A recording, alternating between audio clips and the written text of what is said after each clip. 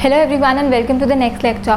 पिछली क्लास में हम लोगों ने जो कैश डिस्काउंट और ट्रेड डिस्काउंट का टॉपिक था वो हमने अच्छे से समझ लिया था कि वो क्या होता है अलॉन्ग विद इट्स ट्रीटमेंट। अब आज हम लोग कुछ न्यूमेरिकल क्वेश्चंस करेंगे which are purely based on cash discount and trade discount. ये वाला जो लेक्चर है बहुत ही ध्यान से सुनना, क्योंकि आप लोगों को सीखना है कि क्या मेथोडोलॉजी आप फॉलो करोगे जब कैश डिस्काउंट और ट्रेड डिस्काउंट दोनों दिया रहता है क्वेश्चन में और आपको जर्नल एंट्रीज पास करनी होती है। तो बिल्कुल ही ध्यान से एक एक चीज़ को आपने सुनना है और नोट डाउन करना है। और शुरू करने से पहले take a minute and do deep breathing और फिर हम ये क्लास स्टार्ट करते हैं। तो हम लोग करने वाले हैं इलस्ट्रेशन 11, जहाँ पर लिखा है पास journal entries for the following. 2019 मार्च में ये ट्रांजैक्शंस हुई हैं। मार्च 1 को लिखा है bought goods from Vishwas worth ₹1 lakh at 20% trade discount and 5% cash discount, paid full amount at the time of purchase itself. तो जब भी हमने जर्नल एंट्रीज पास करनी होती है सबसे पहले तो हमने जर्नल का फॉर्मेट बनाना होता है। तो यहाँ मैंने जर्नल का फॉर्मेट ऑलरेडी बना लिया है। अब वहाँ पर लिखा है bought goods from Vishwas worth ₹1 lakh at 20% trade discount और कुछ परसेंट कैश डिस्काउंट। आगे भी एक लाइन लिखी है, पर सबसे पहले ऐसे वाले क्वेश्चन में हमें क्या करना होगा, अकाउंट्स को सही से आइडेंटिफाई करने के लिए सबसे पहले हम बिल्कुल ध्यान से कैलकुलेशंस करेंगे जो वहाँ पर लिखी हुई है। तो यहाँ पर मैं लिख रही हूँ वर्किंग नोट नंबर 1। तो सबसे पहले तो यहाँ लिखा है bought goods from Vishwas worth ₹1 lakh. तो ये वर्थ ₹1 लाख जो दिया हुआ है बिफोर ट्रेड डिस्काउंट जो प्राइस दिया होता है वो क्या होता है, वो लिस्ट प्राइस होता है। तो सबसे पहले हम लोग यहाँ लिखेंगे लिस्ट प्राइस क्या था उन गुड्स का। ध्यान में रखने वाली चीज़, हम क्या खरीद कर ला रहे हैं, हम गुड्स खरीद कर ला रहे हैं तो परचेजेस अकाउंट तो इन्वॉल्व होगा ही होगा। अकाउंट्स हमें हम आगे जाके आइडेंटिफाई करते हैं, पर सबसे पहले हम ये कैलकुलेशन करेंगे। तो लिस्ट प्राइस क्या है इन गुड्स का, 1 लाख रुपीज़ जो है वो लिस्ट प्राइस है। अब आगे लिखा हुआ है एट 20% ट्रेड डिस्काउंट। अब हमें अच्छे से पता है कि जो ट्रेड डिस्काउंट होता है वो ऑलरेडी इनवॉइस में एडजस्टेड रहता है और जो नेट अमाउंट होती है वही हमारी अमाउंट पेएबल होती है टू दैट पर्टिकुलर पर्सन जिससे भी हम परचेज कर लाए होते हैं। तो जो हमेशा प्राइस रहता है it is always net of trade discount. Trade discount is never ever recorded in our books of accounts. तो हमें अभी ही क्या करना है, अभी ही यहाँ पर ट्रेड डिस्काउंट को माइनस करना है और कोई डिस्काउंट अकाउंट नहीं खुलता होता जब भी ट्रेड डिस्काउंट हमें दिया रहता है। पर कैलकुलेशन के लिए हमें नेट वाला प्राइस चाहिए, तो नेट प्राइस हम यहाँ से निकालेंगे।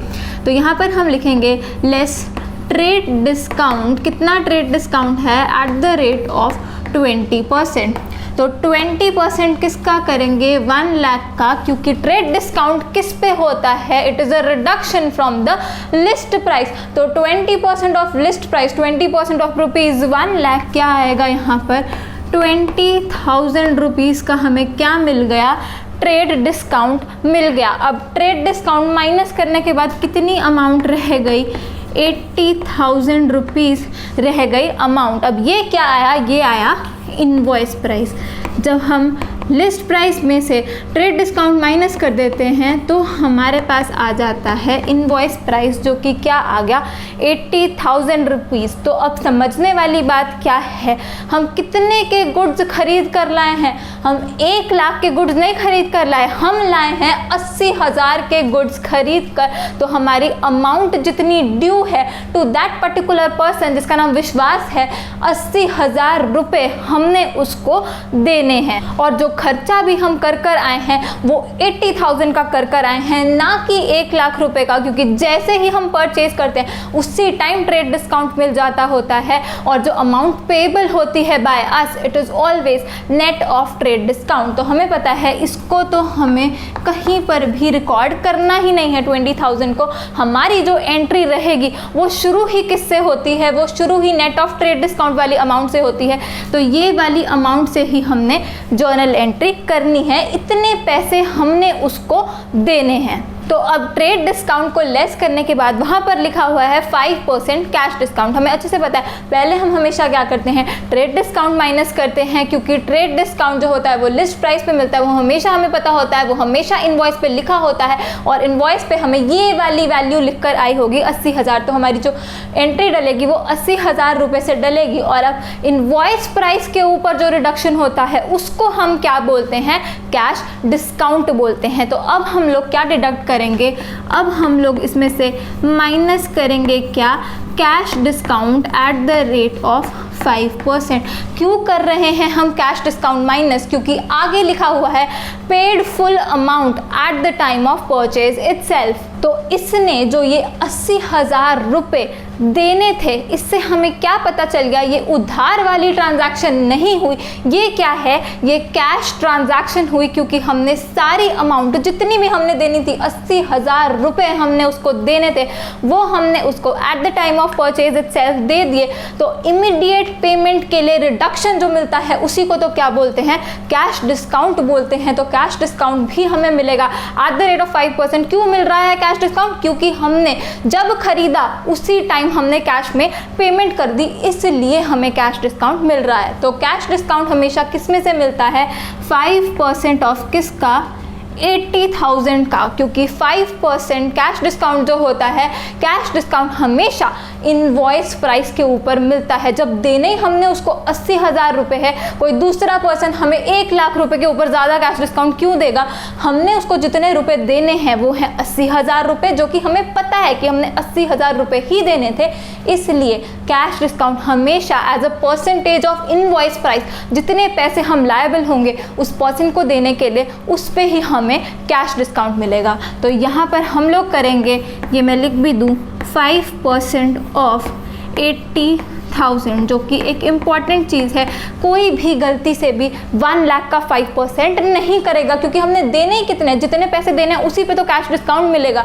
तो 80,000 रुपये पे हमें कैश डिस्काउंट मिलेगा। तो 5% ऑफ 80,000 कितना हो गया, 4,000 रुपीज़ का हमें क्या मिल रहा है, कैश डिस्काउंट मिल रहा है। तो नेट अमाउंट जो हमने पे करी होगी वो कितनी आ गई, वो आ गई 76,000। तो कैश पेड हमारा कितना निकला, ₹76,000। तो ये सारा क्या है, सारा वर्किंग नोट है। पर हमेशा अगर वर्किंग नोट बनाओगे, कभी भी कैश डिस्काउंट और ट्रेड डिस्काउंट वाला जो क्वेश्चन है वो गलत नहीं करोगे। इसलिए इन क्वेश्चन में स्पेशली मैं बोलूँ तो आप वर्किंग नोट हमेशा ही बनाना, ताकि बिल्कुल भी गलती ना हो। तो कैश हमने कितना पे किया, 76,000 रुपीज़ हमने कैश पे किया, 4,000 रुपये का हमें कैश डिस्काउंट मिला। और ये जो है परचेज हम कितने रुपीज़ की कर लाए, वो हम लाए 80,000 रुपीज़ की। तो हमें पता चल गया कि ये जो पूरी ट्रांजैक्शन थी उसमें हम गुड्स खरीद कर लाए हैं। तो पहला अकाउंट जो इन्वॉल्व रहेगा, अब हम लोग अपने स्टेप्स लगाने लगे हैं जर्नल एंट्री के लिए। तो फर्स्ट स्टेप में हम देखते हैं आइडेंटिफिकेशन ऑफ अकाउंट्स इन्वॉल्व। तो पहला अकाउंट जो इन्वॉल्व रहा, परचेज्ड गुड्स, गुड्स खरीद कर लाए। तो कौन सा अकाउंट इन्वॉल्व, परचेजेस अकाउंट हमेशा इन्वॉल्व होगा ही होगा। तो फर्स्ट अकाउंट जो इन्वॉल्व रहा वो है परचेजेस अकाउंट। सेकेंड अकाउंट जो इन्वॉल्व रहा, हम कैश में पेमेंट कर आ रहे हैं, पूरी पेमेंट कैश में कर आ रहे हैं। तो इससे हमें ये भी पता चल गया कि ये क्रेडिट ट्रांजैक्शन नहीं है, क्योंकि उसने लिख दिया, नेम तो लिखा हुआ था पर्सन का, पर उसने आगे चल के लिख दिया कि फुल अमाउंट आप पे कर चुके हो कैश में। तो ये कैश ट्रांजैक्शन ही है, इसीलिए तो हमें कैश डिस्काउंट भी मिला। तो सेकेंड अकाउंट जो इन्वॉल्व रहा, हम कैश में पेमेंट कर आ रहे हैं, तो कैश अकाउंट है second account which is involve in this transaction. Third account जो इन्वॉल्व है, अब परचेजेस हम लोग कितने की करके लाए, 80,000 रुपये की परचेजेस करके लाए। पे कितना कर आ रहे हैं, 76,000 रुपीज़ पे कर आ रहे हैं। तो ये जो डिफरेंस है कैश डिस्काउंट, हमारे लिए वो क्या है, हम परचेज कर लाए थे, तो हमारे लिए वो डिस्काउंट जो है वो डिस्काउंट रिसीव्ड है। तो तीसरा और आखिरी अकाउंट जो इन्वॉल्व रहा वो है डिस्काउंट रिसीव्ड अकाउंट। तो ये 3 अकाउंट्स हैं जो इस पर्टिकुलर ट्रांजैक्शन में इन्वॉल्व थे। पहला है परचेजेस अकाउंट, दूसरा है कैश अकाउंट और तीसरा है डिस्काउंट रिसीव्ड अकाउंट। अब सेकेंड स्टेप में हम लोग देखते हैं कि नेचर क्या है इन अकाउंट्स का। तो परचेजेस अकाउंट क्या है? परचेजेस अकाउंट हमें अच्छे से पता है, वो होता है एक्सपेंस। कैश अकाउंट क्या होता है? कैश अकाउंट होता है एसेट। और डिस्काउंट रिसीव क्या होता है? वो गेन होता है। तो इनकम्स और गेन्स के लिए हम लोग क्या लिखते हैं? आय लिखते हैं। अब इसके बाद हम लोग देखेंगे कि क्या इंक्रीज किया, क्या डिक्रीज किया, और साथ ही में क्या करेंगे, उनकी अमाउंट भी लिखेंगे। अब परचेज कर लाए हैं तो जो खर्चा है हमारा वो क्या हो रहा है? वो बढ़ रहा है, और ये चीज़ हमें अच्छे से पता है। तो इंक्रीज का साइन लगाएंगे, और कितने रुपए से बढ़ रहा है? 80,000 का हम परचेज कर लाए हैं सामान। कोई भी गलती से भी ये 1 लाख रुपए सोचेगा भी नहीं, क्योंकि हमारे पास जो अमाउंट पेएबल थी, हम कितने का सामान लेकर आए? हम 1 लाख रुपए का सामान नहीं लेकर आए, हम लेकर आए हैं नेट ऑफ ट्रेड डिस्काउंट 80,000 रुपए का हम सामान लेकर आए हैं। तो जो एक्सपेंस बढ़ा हमारा वो बढ़ा 80,000 रुपीज़ से। उसके बाद कैश हमारा एसेट था, परचेज करके लाए, कैश में पेमेंट कर दी। बिजनेस का जो कैश था वो क्या हो गया? बिजनेस का कैश कम हो गया। साथ में यहाँ पे हम लगाएंगे डिक्रीज का साइन, और कितने रुपए से कम हुआ? जितना पे करके आए हो, 76,000 रुपीज़ हम पे कर आए हैं, क्योंकि 4,000 का तो हमें क्या मिल गया? डिस्काउंट मिल गया। तो कैश अकाउंट हमारा एसेट था वो कम हो गया 76,000 रुपीज़ से। थर्ड अकाउंट है डिस्काउंट रिसीव्ड अकाउंट, जो कि इनकम थी। अब डिस्काउंट हमें मिला है, उससे हमारी जो इनकम या गेन वाली लिस्ट थी वो बढ़ गई। तो इस पर हम लगाएंगे इंक्रीज का साइज, और कितने रुपए से? 4,000 रुपये का हमें डिस्काउंट मिला। तो ये 4,000 रुपये से जो इनकम है, गेन है हमारा, वो बढ़ गया। तो इस तरीके से हमने सोचना होता है जब भी हमें कैश डिस्काउंट और ट्रेड डिस्काउंट जो होता है वो दिख जाए एक क्वेश्चन में। तो सबसे पहली चीज़ जो हमने ध्यान में रखनी है वो ये है कि हमने पहले ट्रेड डिस्काउंट माइनस करना है। ट्रेड डिस्काउंट से कोई भी डिस्काउंट अकाउंट नहीं खुलता होता। जिन बच्चों को ये चीज़ नहीं आती है वो प्लीज़ जाकर पिछले लेक्चर्स देखें, जिसमें हमने ट्रेड डिस्काउंट और कैश डिस्काउंट को डिटेल में हमने समझा था। और दूसरी चीज़ जो याद रखनी है, पहले ट्रेड डिस्काउंट माइनस करोगे, उसके बाद आप कैश डिस्काउंट माइनस करोगे, और कैश डिस्काउंट से हमेशा डिस्काउंट वाला अकाउंट जो है वो ओपन होगा।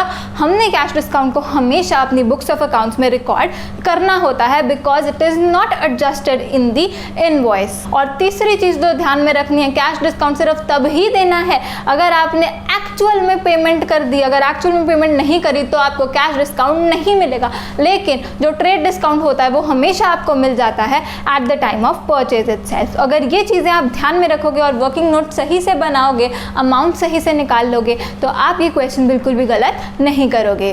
तो लास्ट में हम क्या करेंगे, फोर्थ स्टेप में हम लोग क्या करते हैं, ये था थर्ड स्टेप।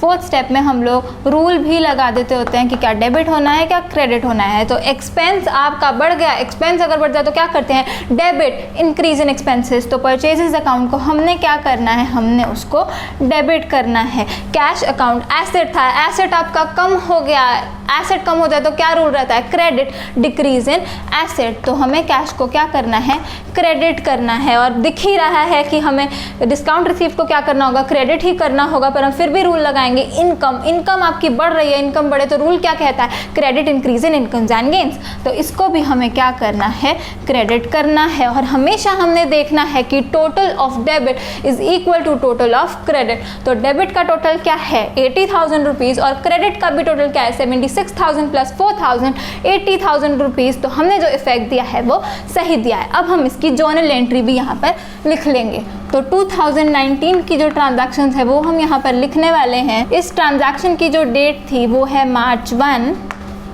और एंट्री हमारी क्या बनी है, purchases account debit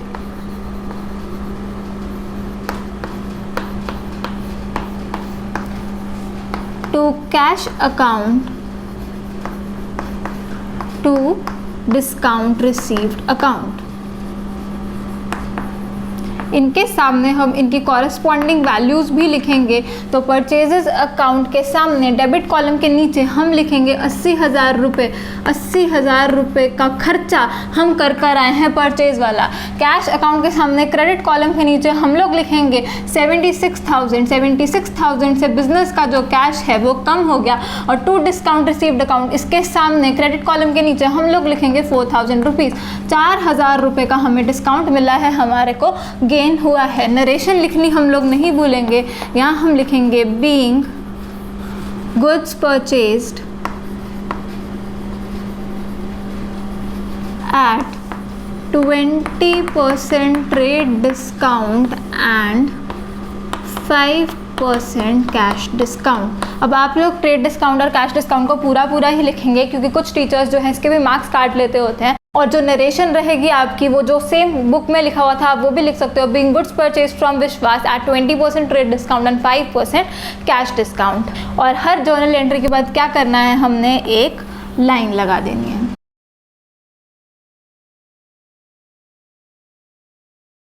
second transaction देखेंगे, यहाँ लिखा है March 3 bought goods from Trisha for ₹2 lakh at 5% cash discount and 10% trade discount, half of the amount paid by cheque at the time of purchase. अब जो ये वाली जर्नल एंट्री है ये बिल्कुल ध्यान से करनी है। वहाँ लिखा है bought goods from Trisha for ₹2 lakh at 5% cash discount and 10% trade discount. अब इन्होंने क्या किया है, जब हम जल्दी क्वेश्चन सॉल्व कर रहे होते हैं तो हमारे ध्यान नहीं होता, हमें पता तो होता है कि ट्रेड डिस्काउंट हमने पहले माइनस करना है, पर जानकर उन्होंने क्या किया, कैश डिस्काउंट पहले लिख दिया और ट्रेड डिस्काउंट बाद में लिख दिया। क्योंकि कई बच्चे क्या करेंगे, जल्दी से 5% ट्रेड डिस्काउंट दे देंगे और 10% जो है कैश डिस्काउंट दे देंगे और उनका जो क्वेश्चन है वो गलत हो जाएगा। तो बिल्कुल ध्यान से पढ़ना है। 5% क्या है, जो पहले लिखा हुआ है वो कैश डिस्काउंट है और जो बाद में लिखा है वो क्या है, वो ट्रेड डिस्काउंट है। तो हमें बिल्कुल ध्यान से लाइन को पढ़ना होगा। चाहे हम क्वेश्चन जितनी भी स्पीड से कर रहे हो, हमारा ध्यान बिल्कुल एक वर्ड पर होना चाहिए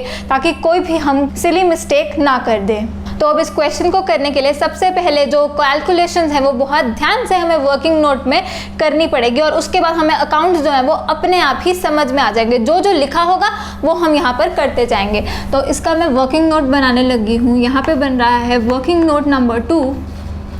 तो लिस्ट प्राइस जो है गुड्स का वो क्या दिया हुआ है, वो दिया हुआ है ₹2 लाख। जैसे जैसे हम क्वेश्चन करेंगे आपको पता भी चलता जाएगा कि वो कैश ट्रांजैक्शन थी, क्रेडिट ट्रांजैक्शन थी, कुछ कैश में हो सकता है, कुछ क्रेडिट में हो सकता है। जब आप ये वाला वर्किंग नोट बना लेते हो आपको अपने आप अकाउंट्स भी दिखने लग जाते हैं और पता चल जाता है कि कितना कैश का पार्ट है, कितना क्रेडिट का बात है। बस आपको बिल्कुल ध्यान से हर एक वर्ड को पढ़ना होगा। तो यहाँ पर लिस्ट प्राइस जो था गुड्स का वो दिया हुआ है ₹2 लाख। साथ ही में क्या लिखा था, ट्रेड डिस्काउंट कितना है। गलती से भी कैश डिस्काउंट नहीं ले लेना परसेंटेज के लिए। तो यहाँ पर ट्रेड डिस्काउंट उन्होंने दिया हुआ है less trade discount at the rate of 10%। तो बिल्कुल ध्यान से इसको मैं स्टार लगा दूँ, क्योंकि जल्दी में कोई भी 5% नहीं लगा देगा ट्रेड डिस्काउंट। ट्रेड डिस्काउंट कितना है, 10% ट्रेड डिस्काउंट है। तो 10% ऑफ किसका, लिस्ट प्राइस का trade discount is always given on list price. तो ₹20,000 क्या हो गया, हमारा ट्रेड डिस्काउंट हो गया। इसको लेस करके हमारे पास क्या आ जाता है, इनवॉइस प्राइस आ जाता है। तो 2 lakh minus 10% trade discount. Trade discount को हम कभी भी रिकॉर्ड नहीं करते, तो जो भी हमारी एंट्री होनी है वो एंट्री किस अमाउंट से होनी है, वो होगी ₹1,80,000 से। इस अमाउंट से हमने हमेशा एंट्री करनी है। ट्रेड डिस्काउंट वाला कैलकुलेशन भूल जाओ, वो सिर्फ इसलिए था ताकि हम ये नेट अमाउंट, ये इनवॉइस प्राइस जो हम ड्यू हैं उस पर्सन को देने को, उसलिए ये दिया होता है।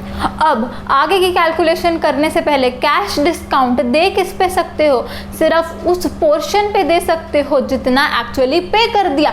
तो वहाँ क्या लिखा हुआ है, आधी अमाउंट आप पे कर रहे हो थ्रू चेक, क्योंकि वहाँ लिखा है half the amount paid at the time of purchase via cheque. तो आधी जो अमाउंट है इसकी वो तो आप चेक से पे कर रहे हो, तो उस पे तो क्या कैश डिस्काउंट के लिए आप एलिजिबल हो गए, आपको कैश डिस्काउंट मिलेगा उस अमाउंट पे। पर जो आधी अमाउंट रह गई जो आपने नहीं दी अभी तक, वो क्या हो गई, वो उधार पर हो गई। तो वो क्या हो गया, उतना पार्ट क्रेडिट वाला हो गया। तो अब ध्यान से करेंगे, हमने देने कितने पैसे, ₹1,80,000। इसमें से हम लोग 2 एरोज निकालेंगे। तो एक के ऊपर हम लिखेंगे हाफ, क्योंकि उसने बोला हाफ हमने कैश में दिया, मतलब बैंकिंग रूट के थ्रू दिया, और आधा हमने आधा क्या हो गया, क्रेडिट ट्रांजैक्शन हो गई। तो हाफ ऑफ 1,80,000 कितना हुआ, 90,000। और यहाँ पे भी हाफ ऑफ 1,80,000 क्या हो गया, 90,000। अब जो उधार पर हो गया वो तो क्या, वो तो ऐसे ही रहेगा, उस पर कोई कैश डिस्काउंट नहीं मिलेगा। तो ये क्या हो गया, ये क्रेडिट पर हो चुका। और जो ये वाला पार्ट था वो आपने बैंक के थ्रू पे कर दिया। तो यहाँ पे मैंने लिखा बैंक, तो इस अमाउंट पर आप किसके लिए एलिजिबल हो गए, कैश डिस्काउंट के लिए आप एलिजिबल हो गए, क्योंकि ये आपने पे कर दिया eight the time of purchase itself. तो इस 90,000 पे जितना कैश वाला पोर्शन था उस पे आपको क्या मिलेगा, कैश डिस्काउंट मिलेगा। तो cash discount at the rate of 5%, क्योंकि 5% वाला लिखा हुआ है कि कैश डिस्काउंट है। ध्यान में क्या चीज़ रखनी है कि पूरी अमाउंट पे किसी ने कैश डिस्काउंट नहीं दे देना, सिर्फ आधा हमने अभी पे किया है थ्रू बैंक, थ्रू चेक, तो हम सिर्फ आधे पे ही कैश डिस्काउंट ले सकते हैं।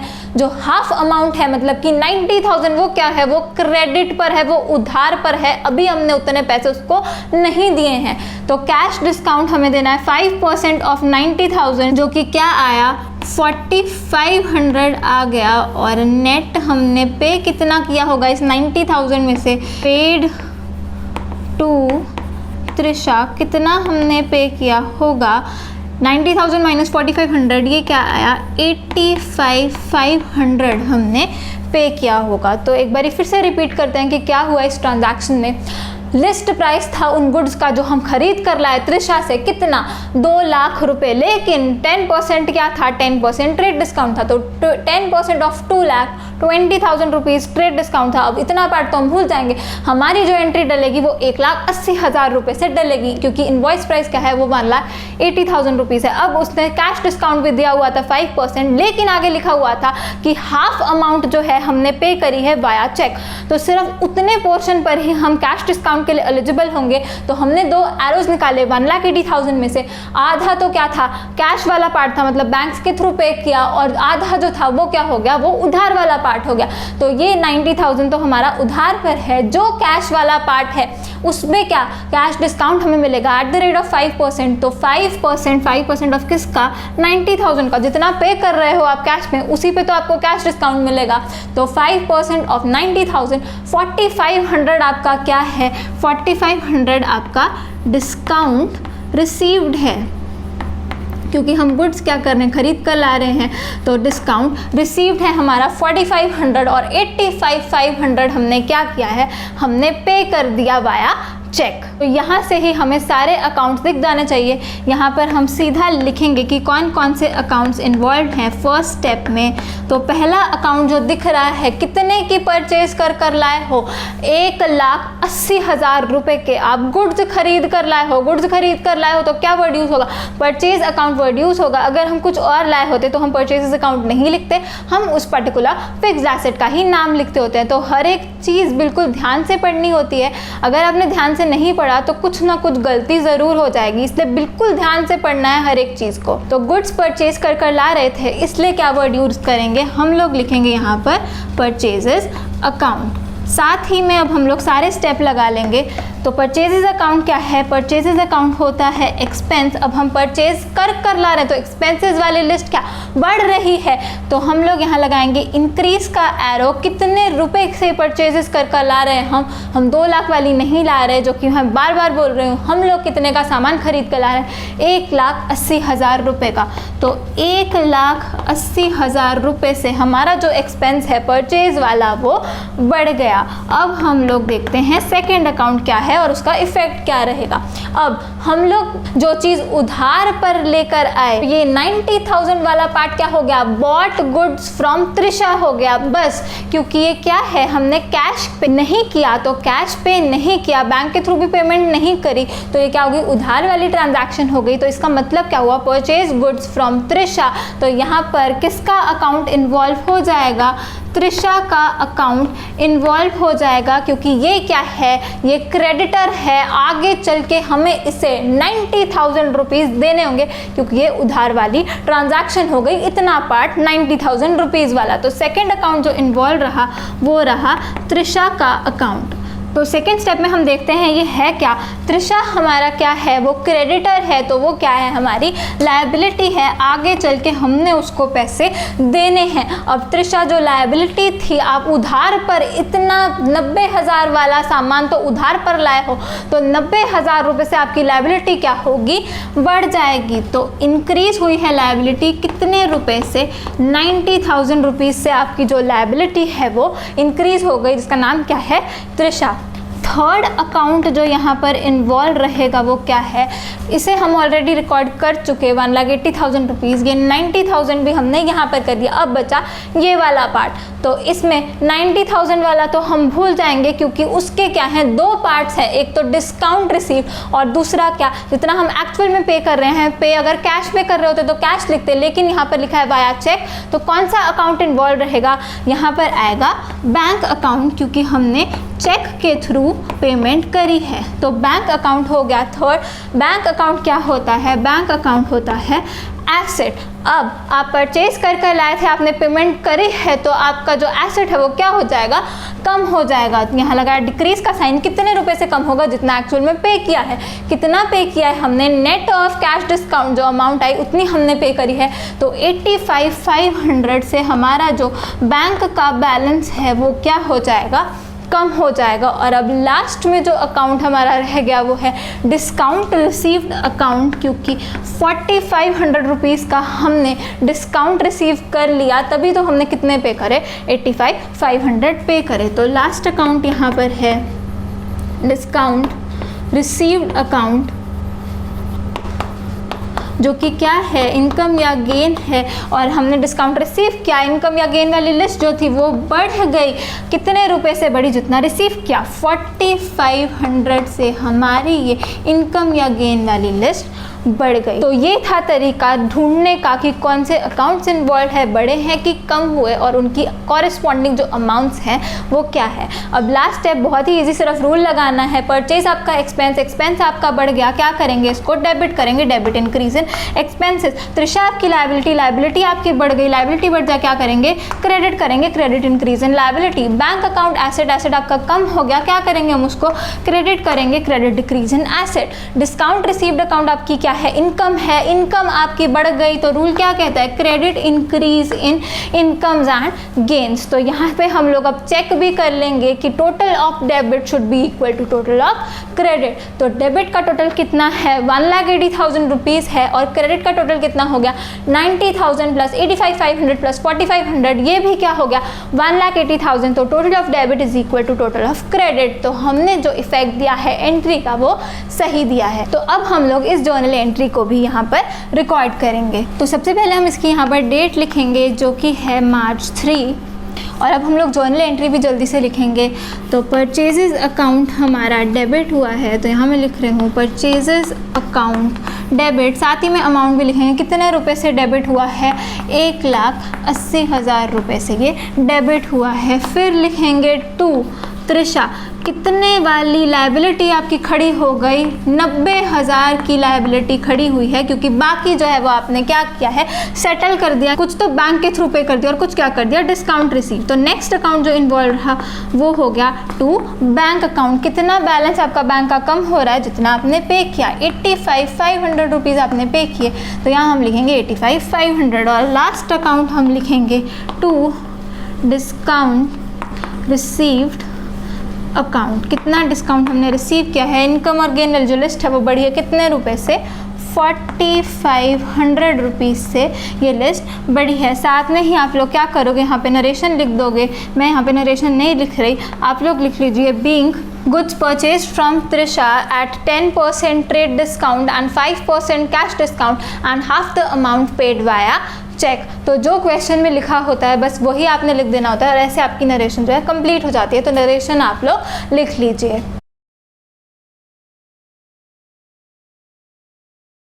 नेक्स्ट ट्रांजैक्शन देखेंगे, यहाँ लिखा है March 4 sold goods to Nupur for ₹50,000 at terms 4% cash discount and 20% trade discount, half the amount received by cash and balance half by check on the same day। तो सबसे पहले हम लोग ट्रांजैक्शन की डेट लिख लेंगे जो कि है March 4। तो अब फाइनली कुछ नया आया है, अब हम परचेज नहीं कर आ रहे हैं, अब हम क्या कर रहे हैं, अब हम लोग सेल कर रहे हैं। तो वहाँ लिखा है sold goods to Nupur worth ₹50,000। फिर से क्या किया, आपकी कैलकुलेशन मिस्टेक करवाने के लिए वहाँ पहले क्या लिख दिया, कैश डिस्काउंट, और उसके बाद क्या लिखा, ट्रेड डिस्काउंट। तो अब हमने फिर से बिल्कुल ध्यान से करना है, वर्किंग नोट तो हमारा वैसे का वैसे बनेगा, सिर्फ जो अब अकाउंट्स हैं वो थोड़ा सा चेंज हो जाएंगे। तो यहाँ पर हम लोग लिख रहे हैं वर्किंग नोट नंबर 3, एक एक लाइन को पढ़ते रहेंगे और जो जो लिखा है वो वहाँ पर हम करते जाएंगे। पर ये ध्यान रखना है, पहले ट्रेड डिस्काउंट, फिर कैश डिस्काउंट और सही परसेंटेज।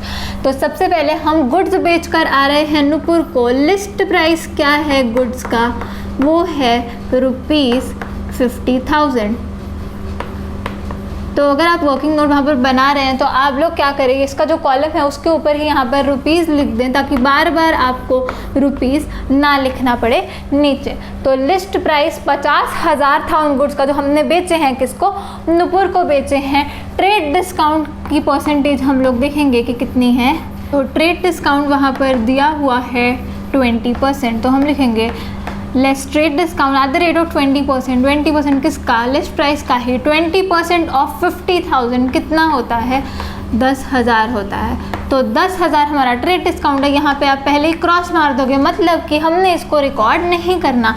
हमारी जो नेट अमाउंट रहेगी एंट्री की वो क्या रहेगी, वो होगी 40,000। तो ये 40,000 क्या आ गया हमारे पास, इनवॉइस जो हमने बनाकर दिया नूपुर को, वो क्या है, वो है 40,000 रुपीज़। तो हमने कितने वाले गुड्स बेचे हैं, 40,000 रुपये के गुड्स बेचे हैं, ना कि 50,000 के, क्योंकि उसको क्या मिल गया, ट्रेड डिस्काउंट मिल गया है 20%। तो साथ साथ में हमें सोचना भी होता है कि असल में यहाँ पर हो क्या रहा है। कैलकुलेशन तो ये वाली कर लेंगे सब लोग, बट हमें मतलब भी पता होना चाहिए कि असल में हमारे को जो अमाउंट है वो कितनी आएगी, वो आएगी 40,000 वाली, क्योंकि 20% तो हमने ट्रेड डिस्काउंट ही दे दिया। अब वहाँ पर इतने रुपीज़ तो हमें आने थे 40,000 रुपीज़। अब दो पार्ट्स दे दिए, वहाँ पर वहाँ लिखा है कि आधी जो अमाउंट है वो तो आप कैश में रिसीव कर रहे हो और आधी जो अमाउंट है वो आप चेक के थ्रू रिसीव कर रहे हो। अब रिसीव तो आप कर ही रहे हो, दोनों पे आपको कैश डिस्काउंट मिलना है, लेकिन जो अकाउंट्स इन्वॉल्व होंगे,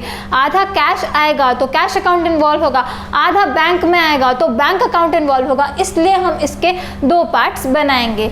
तो यहाँ पर हम लोग, ताकि अकाउंट्स गलत ना लिख दें बिल्कुल भी, दोनों पे असल में कैश डिस्काउंट मिलना था, लेकिन अकाउंट्स ताकि सही ही हम लोग लिखें, इसलिए हम यहाँ पर इसको भी हाफ हाफ कर रहे हैं। तो आधा जो था वो कैश मिलना था हमें, तो हाफ ऑफ 40,000 कितना आया, 20,000 रुपीज़। ये हो गया कैश वाला पार्ट। और हाफ ऑफ 40,000 फिर से क्या, 20,000 रुपीज़। ये कहाँ आया, ये बैंक में आना था, लेकिन अब क्या लिख दिया था कि कैश डिस्काउंट मिला है एट द रेट ऑफ 4%। तो 4% कैश डिस्काउंट दोनों पे मिलेगा, क्योंकि चाहे कैश आए चाहे बैंक में पैसे आए, पैसे तो हमें आ रहे हैं तो कैश डिस्काउंट तो हमें देना होगा। तो हम लोग यहाँ पे लिखेंगे less cash discount at the rate of 4%। अब 4% फिर से किसका, 4% होगा 4% ऑफ 20,000। इसी अमाउंट पे आपको 4% निकालना है। तो 4% ऑफ 20,000 कितना होता है, 800 रुपये। तो 800 रुपये का जो है वो है कैश डिस्काउंट। अब हमारे लिए, हम गुड्स बेच रहे हैं ना कि खरीद रहे हैं। जब हम गुड्स खरीदते हैं तो कौन सा अकाउंट इन्वॉल्व होता है, तो हमें डिस्काउंट मिलता है, इसलिए डिस्काउंट रिसीव्ड अकाउंट इन्वॉल्व हो जाता है। लेकिन अब हम गुड्स बेच रहे हैं, तो हम डिस्काउंट अलाउ कर रहे हैं, इतना रिडक्शन हमने दिया है, तो ये कैश डिस्काउंट हमारे लिए क्या है, ये है डिस्काउंट अलाउड। तो यहाँ पर हम लिख भी देते हैं, ये 800 रुपीज़ क्या है, ये 800 रुपीज़ है डिस्काउंट अलाउड। क्योंकि अब हम लोग क्या थे, हम ही सेलर थे, हम लोग परचेज नहीं कर रहे थे, हमने बेचा था, तो डिस्काउंट हमने अलाउ किया है। तो अब 20,000 माइनस 800 हम कितना कैश रिसीव कर रहे हैं, 19,200 हम लोग कैश रिसीव कर रहे हैं। अब ऐसे ही हम लोग बैंक वाला पार्ट भी देखेंगे, इस पे भी हमें क्या मिलना है, ये सेम ही चीज़ मिलनी है। तो यहाँ पे मैं ये एरो लगा के इधर ले जाऊँ, तो यहाँ पे भी हमें मिलना है cash discount at the rate of 4%। 4% फिर से कितने का, जितना बैंक में आ रहा है, तो 4% ऑफ 20,000 फिर से क्या, 800 रुपीज़ क्या है हमारे लिए, फिर से वो है डिस्काउंट अलाउड, क्योंकि हमने बेचा था, हम डिस्काउंट अलाउ कर रहे हैं नूपुर को। तो अब बैंक में हमारे पास कितने आए, 20,000 माइनस 800, 19,200 हमारे पास बैंक में आए। तो ये वाली ट्रांजैक्शन आसान थी, बस ध्यान से करना है क्योंकि यहाँ पे कैश अकाउंट भी इन्वॉल्व है और बैंक अकाउंट भी इन्वॉल्व है और दोनों में ही डिस्काउंट अलाउड है। डिस्काउंट तो दोनों पे ही मिलना था। हम लोग सीधा भी कर सकते थे कि 40% पे हम क्या करते, 4% हम कैश डिस्काउंट कर लेते, पर अगर आप इतना ध्यान रख सकते हो तो ही आप ऐसा करिएगा कि आपने कर दिया 40% पे 4%, जो कि आ जाएगा 1600 रुपीज़, और जो बैलेंस है अब उसको आपको हाफ करना पड़ेगा ताकि आपके पास आए 19,200 कैश और 19,200 ही आपके पास क्या आए, बैंक में बैलेंस बढ़े। तो अगर आपको पूरा कॉन्फिडेंस है कि आप ध्यान से बाद में जो बैलेंस बचेगा आफ्टर डिडक्टिंग 4% ऑफ 40,000 उसको आप दो पार्ट्स में कर लोगे, कैश और बैंक, तो आप वैसे कर लीजिए, नहीं तो जैसे जैसे जो लिखा है वैसे ही कर लीजिए ताकि जो अकाउंट्स है आपके वो गलती से भी आप पूरा कैश में ना कर लो या पूरा बैंक में ना ले जाओ। तो अब हम इसके यहाँ पर अकाउंट्स भी लिख लेंगे। तो फर्स्ट अकाउंट जो यहाँ पर इन्वॉल्व हो रहा है, हम लोग ये पूरी ट्रांजैक्शन क्या हो गई, ये कैश ट्रांजैक्शन हो गई क्योंकि जो पैसे थे हमें आ गए, कुछ भी उधार वाला पार्ट नहीं है। तो सबसे पहली चीज़, हम गुड्स बेच कर आ रहे हैं कितने रुपए के, 40,000 रुपये के, तो सेल्स अकाउंट जो है वो इन्वॉल्व हो जाएगा। फिर से बोल रही हूँ कि सेल्स अकाउंट क्यों वर्ड यूज़ कर पा रहे हैं, क्योंकि हम गुड्स बेच कर आ रहे हैं इसलिए हम लिखेंगे सेल्स अकाउंट। साथ ही में इसके आगे वाले स्टेप्स भी कर लेंगे। अब सेल्स अकाउंट क्या है, सेल्स अकाउंट हमारी इनकम है। इनकम, अब आप गुड्स बेच कर आ रहे हो, इनकम आपकी बढ़ गई है, तो यहाँ पर हम लोग लगाएंगे इंक्रीज का साइन। कितने की सेल कर आ रहे हो, 40,000 वाली आप सेल कर आ रहे हो, तो आपकी जो सेल्स है वो बढ़ रही हैं 40,000 रुपीज़ से। सेकेंड अकाउंट पर चलेंगे हम। अब इसके दो पार्ट्स निकले, कोई भी पहले कर लो, ये वाला कर लेते हैं। तो 20,000 हमें कैसे लिखना है, 19,200 तो हमें कैश मिला है और 800 हमने क्या दिया है, हमने डिस्काउंट अलाउड दिया है। तो 20,000 को लिखने का तरीका क्या, 19,200 और 800 ये दो पार्ट्स थे, तो दोनों अकाउंट्स हम यहाँ पर लिखेंगे। तो पहला हम लोग लिख रहे हैं कैश अकाउंट। कैश अकाउंट हमारा क्या होता है, एसेट होता है। गुड्स बेचे हैं आपने, कैश आया है आपके पास, तो कैश आपका इंक्रीज हो गया। कितने रुपए से इंक्रीज हुआ आपका कैश, 19,200 से आपका जो कैश का बैलेंस है वो इंक्रीज हो गया। थर्ड अकाउंट लिखेंगे हम लोग जो इन्वॉल्व हुआ, थर्ड अकाउंट है डिस्काउंट अलाउड अकाउंट, जो 800 रुपये आपको डिस्काउंट मिला। अब ये क्योंकि सेम अकाउंट इन्वॉल्व हो रहा है, 800 यहाँ पर डिस्काउंट अलाउ कर रहे हो और 800 यहाँ पर भी डिस्काउंट अलाउ कर रहे हो, तो इन दोनों को हमें इकट्ठा लिखना होगा क्योंकि दो बार हम डिस्काउंट अलाउड अकाउंट नहीं लिख सकते। तो एक ही अकाउंट है तो इसको हमें क्लब करके लिखना होगा।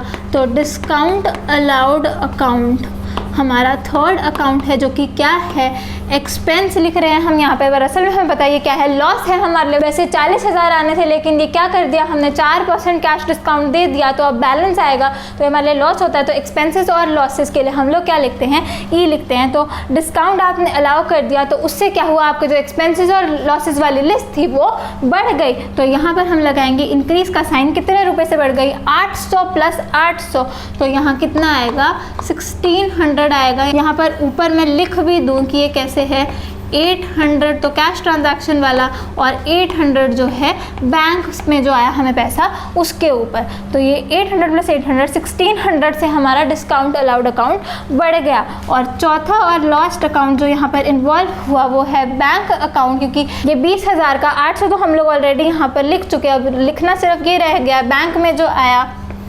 तो बैंक अकाउंट हमारा लास्ट अकाउंट है जो इसमें इन्वॉल्व हुआ। बैंक अकाउंट क्या होता है, एसेट होता है। बैंक में पैसे आ गए तो बैंक बैलेंस इंक्रीज कर गया। कितने पैसे आए, 19,200 रुपीज़ हमारे बैंक में आए। तो इस तरीके से जो ये वाली ट्रांजैक्शन थी उसका हमने इफेक्ट दे दिया। लास्ट में क्या करेंगे, बस रूल लगाएंगे। तो सेल्स आपकी इनकम आपकी बढ़ गई, credit increase in income. Cash account asset आपका बढ़ गया तो debit increase in asset. Discount allowed आपका एक्सपेंस आपका बढ़ गया, debit increase in expenses and losses. तो इसे भी क्या करना है, डेबिट करना है। और लास्ट में बैंक अकाउंट क्या होता है, आपका एसेट होता है, एसेट आपका बढ़ गया तो debit increase in asset. Last में क्या करते हैं, डेबिट और क्रेडिट का टोटल हमें चेक करना होता है। तो क्रेडिट का टोटल तो क्या है, 40,000 ही है, और डेबिट का टोटल 19,200 प्लस 1,600 प्लस 19,200 वो भी क्या आ गया 40,000। तो जो हमने इफेक्ट दिया है वो सही दिया है। तो इस क्वेश्चन में सिर्फ एक गलती हो सकती है कि जो बच्चा है वो पूरा डिस्काउंट अलाउड तो दे देगा 40,000 पे, पर ये करना भूल सकता है कि आधा कैश में आता आधा बैंक में। तो जैसे जैसे दो लिखा होता है वो आपने यहाँ पर भी लिखना है ताकि बिल्कुल भी अकाउंट आइडेंटिफिकेशन में कोई गलती ना हो जाए। तो अब हम लोग इसकी भी यहाँ पर जर्नल एंट्री लिखेंगे। तो सबसे पहले हम लोग लिखेंगे कैश हमारे पास आया है, तो कैश अकाउंट डेबिट कितना कैश आया है हमारे पास 19,200। उसके बाद हम लोग लिखेंगे बैंक अकाउंट डेबिट, क्योंकि जितने पैसे आए हैं पहले हम वो लिख लेते हैं और उसके बाद हम लोग डिस्काउंट भी लिख लेंगे। तो बैंक में कितने पैसे आए हैं, वो भी आए हैं 19,200। उसके बाद डिस्काउंट हमने अलाउ करा, कुछ लॉस हो गया हमें, कितना हुआ डिस्काउंट अलाउड अकाउंट डेबिट कितने रुपए से 1,600 रुपीज़ से। टू क्या लिखेंगे सेल्स अकाउंट, सेल्स हमने कितने रुपए की कर दी 40,000 रुपये की हमने सेल्स कर दी। और लास्ट में हम लोग बस नरेशन लिख देंगे, मैं यहाँ नहीं लिख रही, आप लोग लिख दीजिएगा। Being good sold to Nupur at 20% trade discount and 4% cash discount, या जो भी क्वेश्चन में लिखा है वो आप सेम लिख सकते हैं। आई होप सभी को अच्छे से समझ में आ रहा हो कि कैसे हमने जर्नल एंट्रीज जो है वो पास करनी है। स्टेप्स हम लोग पूरे लगाते हैं। बस अमाउंट्स के लिए आपको क्या करना होगा, सबसे पहले यहाँ पर कैलकुलेशन कर लेनी होगी ताकि गलती से भी जब आप ये अकाउंट आइडेंटिफाई करने लगो तो कोई गलती ना हो जाए, चाहे आइडेंटिफिकेशन में चाहे अमाउंट में। तो सबसे पहले आप ये वाली कैलकुलेशन ज़रूर करेंगे। अब आप लोग ये नोट कर लीजिए और उसके बाद हम आगे वाली ट्रांजैक्शंस भी सॉल्व करेंगे।